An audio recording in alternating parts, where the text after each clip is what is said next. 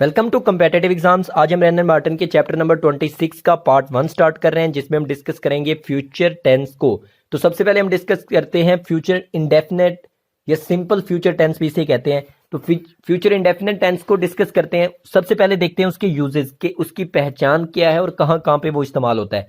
तो ये जो सिंपल फ्यूचर टेंस है या फ्यूचर इंडेफिनेट टेंस है, ये आने वाले ज़माने में यानी कि फ्यूचर में उन चीज़ों को रिप्रेजेंट करता है जिन्हें हम कंट्रोल नहीं कर सकते, यानी कि जो होनी ही होनी है या जो होंगी उनको हम कंट्रोल नहीं कर सकते, कि वो एज अ फैक्ट जिसे कहते हैं कि एक हकीकत के तौर पे मानी जाती हैं जो चीज़ें, और उनका होना जो है वो फ्यूचर में पाया जाएगा कि वो अभी होंगी। तो एग्जाम्पल से इसको मजीद क्लियर करते हैं। क्या बात है जी, इसमें डिस्कस की गई जो वो पहली बात है, पहली एग्जांपल है, आई शैल बी 20 नेक्स्ट सैटरडे, कि मैं अगले हफ्ते 20 साल का हो जाऊंगा, इसका ये मतलब है।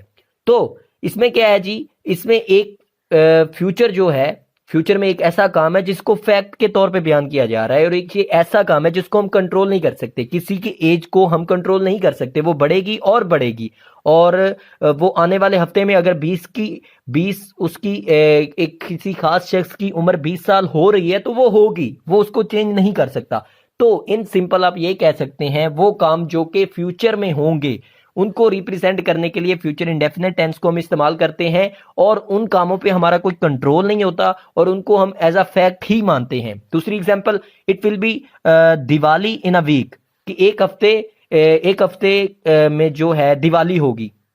तो दिवाली ने होना ही होना है, उसको हम कंट्रोल नहीं कर सकते, और होगी भी फ्यूचर में, एक हफ्ते के बाद है या एक हफ्ते में है, तो ये भी एक फैक्ट है और फ्यूचर में होने वाला काम है, तो ये फ्यूचर इंडेफिनेट टेंस में आ गया। सिमिलरली तीसरी एग्जांपल है, we will know our exam results in May, हम मई में अपने एग्जाम्स के जो रिजल्ट्स हैं उनको जानेंगे, या हमें मई में अपने रिजल्ट्स का पता चलेगा। तो ये भी एक ऐसा काम है जो कि फ्यूचर में होगा, और इसको एज अ फैक्ट ही, एक हकीकत के तौर पे बयान किया जा रहा है कि ये होगा ही होगा, मई में हमारे रिजल्ट आएंगे ही आएंगे, और इसको हम कंट्रोल नहीं कर सकते।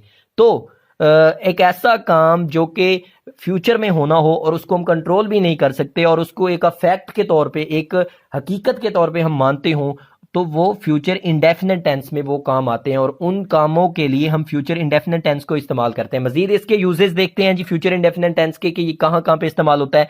तो इसको हम जब ऐसी कुछ चीजें होती हैं जिस पे हम सोचते हैं कि ये ऐसा होगा, जब होगा का सीन हो, कि जिस चीज के बारे में हमें यकीन हो कि ये ऐसा होगा, या हम सोच रहे हो कि ये ऐसा होगा, तो वो काम जो हम फ्यूचर में सोच रहे हो कि ये ऐसे ऐसे होंगे, तो उन चीजों को शो करने के लिए या उन कामों को शो करने के लिए भी हम फ्यूचर इंडेफिनेट टेंस को इस्तेमाल करते हैं। कैसे, एग्जांपल से क्लियर करते हैं। पहली एग्जांपल है, I think Pakistan will win the match. अब ये क्या है, ये मेरी थिंकिंग है, ये मेरी सोच है, मैं ये सोच रहा हूं कि ऐसा ऐसा होगा कि पाकिस्तान जो है वो मैच जीतेगा। तो इसके लिए मैंने फ्यूचर टेंस को, फ्यूचर इंडेफिनेट टेंस को इस्तेमाल कर दिया। दूसरी एग्जांपल है, I am sure Helen will get first prize, कि मैं श्योर हूं, मुझे यकीन है इस बात का, जो हेलन है वो पहला इनाम जीतेगी। तो ये क्या है, ये मेरा एक बिलीव है, जो कि मैं यूं कह लें कि एक मेरा बिलीव है, जो कि मैं सोच रहा हूं कि ऐसा ऐसा फ्यूचर में होगा, कि हेलन जो है, लेट्स सपोज वो बहुत हार्ड वर्क कर रही है, और उसको मेरे ख्याल में ये है कि वो जो फर्स्ट प्राइज है वही जीतेगी, तो इसलिए मैं बिलीव कर रहा हूं।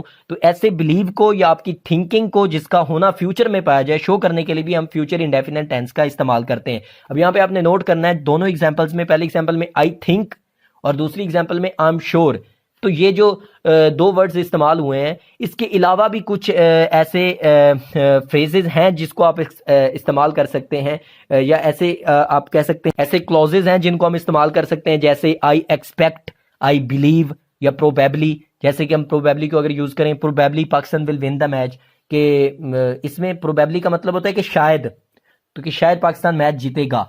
तो इस तरह के वर्ड्स जो हैं वो भी हम इस्तेमाल, या इस तरह के क्लॉजेस जो हैं उनका इस्तेमाल भी कर सकते हैं आई थिंक या आई एम श्योर की जगह पे। तो इस तरह की जो सिचुएशंस होते हैं जिसमें हम थिंक या बिलीव कर रहते हैं, किसी चीज़ के बारे में सोच रहे होते हैं या गुमान होता है हमारा कि वो ऐसे होगा, तो उसके लिए भी हम फ्यूचर इंडेफिनेट टेंस का ही इस्तेमाल करते हैं।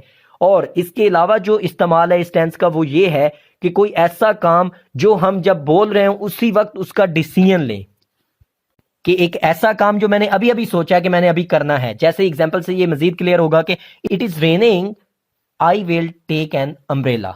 अब ये दो सेंटेंसेज हैं। इट इज रेनिंग ये फ्यूचर इंडेफिनेट टेंस का सेंटेंस नहीं है, ये एक सिचुएशन है, और उस सिचुएशन के रिजल्ट में जो आगे काम हो रहा है उस काम को शो करने के लिए जो टेंस है वो जो इस्तेमाल किया वो फ्यूचर इंडेफिनेट है। वो क्या है जी? I will take an umbrella. अब ये जो I will take an umbrella है, ये वाला जो टेंस है ये फ्यूचर इंडेफिनेट का है। तो इसमें हमने फ्यूचर इंडेफिनेट टेंस क्यों इस्तेमाल कर दिया? ये तो अभी अभी की बात है। तो फ्यूचर इंडेफिनेट टेंस वहां पे भी इस्तेमाल होता है जब आप अभी अभी डिसीजन लें कि मैं अब ये करूंगा या मैं अब ये करने लगा हूं। इसी तरह की सिचुएशन दूसरी एग्जांपल में आप देखें, mister Sinha is very busy at the moment, all right I wait. Okay, अब ये mister Sinha is very busy at the moment, ये हमारा फ्यूचर इंडेफिनेट का टेंस नहीं है, ये एक सिचुएशन है, ये एक इंफॉर्मेशन है, और उसके रिजल्ट में जो आ रहा है वो हमारा फ्यूचर टेंस होगा। कैसे? Mister Sinha is very busy at the moment, कि मिस्टर सिन्हा जो है वो अभी बहुत बिजी है। आगे से जो बंदा है, लेट्स सपोज वो कह रहा है कि ऑल राइट ठीक हो गया, आई वेट। अब ये जो आई विल वेट, अब ये जो आई के साथ शॉर्ट फॉर्म में डबल एल लगा होता है, ये आई विल वेट या आई शैल वेट। आई के साथ विल भी इस्तेमाल हो रहा है मॉडर्न इंग्लिश में, शैल भी होता है, लेकिन आई वेट का मतलब है मैं इंतजार करूंगा। अब ये जो आई वेट है यही एक्चुअली में फ्यूचर इंडेफिनेट का सेंटेंस है, ऑल आई वेट, कि मैं इंतजार करूंगा। तो ये है क्या? ये डिसीजन है जो वहीं पे उस बंदे ने लिया है। सिचुएशन क्या देखी है कि वो बंदा बिजी है जिससे उसने मिलना था, तो उसने वहीं पे ये डिसीजन लिया है, ओके आई वेट। तो आई विल वेट यानी कि आई विल वेट या आई शैल वेट, तो उसके लिए भी हम जो टेंस इस्तेमाल करते हैं वो फ्यूचर इंडेफिनेट टेंस का इस्तेमाल करते हैं। ये इसके यूजेस के हवाले से था। अब हम इसके स्ट्रक्चर की तरफ जाते हैं कि इसके स्ट्रक्चर को कैसे बनाते हैं। तो सबसे पहले हम देखते हैं पॉजिटिव सेंटेंसेस बनाने का फॉर्मूला। तो पॉजिटिव सेंटेंसेस के लिए जो फॉर्मूला है, सबसे पहले सब्जेक्ट है plus auxiliary verb plus first form of the verb plus object.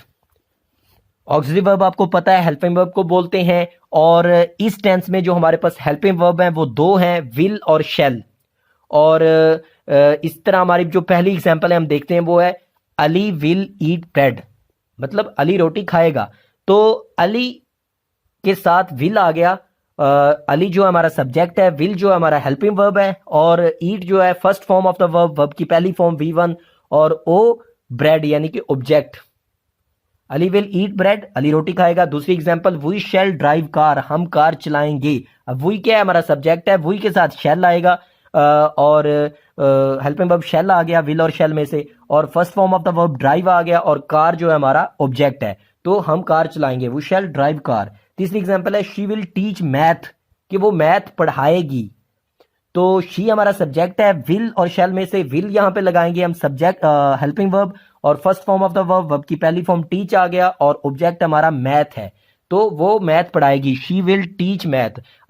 अब अगर हमने नेगेटिव सेंटेंसेस बनाने हो पास्ट फ्यूचर इंडेफिनेट टेंस के, वो कैसे बनेंगे? तो वो सिंपल है, उसमें सिर्फ एक एडिशन करना है। वो क्या करना है जी? ऑक्सिलरी वर्ब यानी कि हेल्पिंग वर्ब विल या शैल के बाद आपने नॉट का इजाफा करना है, और आपके सिंपल से नेगेटिव सेंटेंसेस बन जाएंगे। कैसे? एग्जांपल है हमारे पास, पहले हम फॉर्मूला देखते हैं, subject plus auxiliary verb plus not plus first form of the verb यानी वर्ब की पहली फॉर्म प्लस ऑब्जेक्ट।